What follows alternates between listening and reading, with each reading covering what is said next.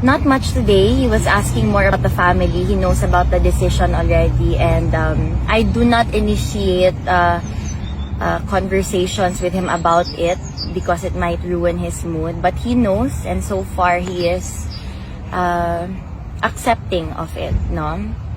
Like he always says, wala tayong magawa eh. Leave it up to God. He also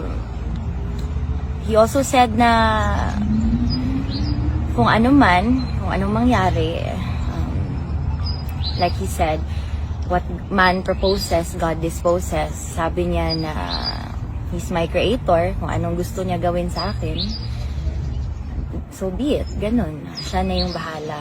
He noticed me, siguro further into the visit, he noticed me massaging yung dito ko, kasi namamaga. Sabi niya, ano yan? Sabi ko, pasilan ka papa, ito talaga yung pamana mo sa akin, TMJ, yung dito, TMJ, ano pa yun, peptic ulcer, gastritis, migraine, hyperhidrosis. Tapos, sabi niya, meron pang isa. Sabi ko, patay, ano naman to? Sabi niya, the name. Sabi ko, buti naman, akala ko bagong sakit. So, sabi niya lang, he has a message to all his descendants also, protect the name and work for the people. And to everyone here outside na nagtanong na naman siya, ilan na naman ngayon? Sabi ko, ano ba yan, Papa? Hindi ko naman mabilang yan araw-araw. Sabi ko, madami pa rin, meron pa rin, and I will see them later.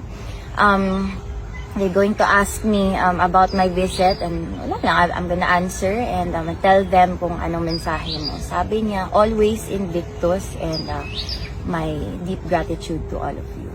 Kit, as the daughter, what was your initial reaction when you heard about the decision of the appeals chamber? Obviously, we even without watching, we still keep a close eye on the case, my siblings and I. So we kind of expected the results already with the appeal on jurisdiction. Disappointed but not surprised.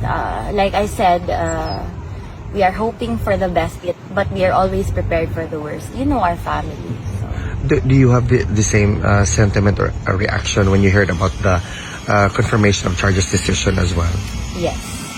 Ayun, we are always expecting the worst. That's the only way to be prepared for whatever comes, for whatever cards you might deal with.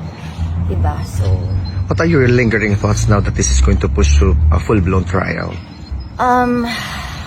Well, I worry a lot. Because our papa is 81 years old. He claims to be 87. Sometimes he mixes it up na. I can't think straight, no?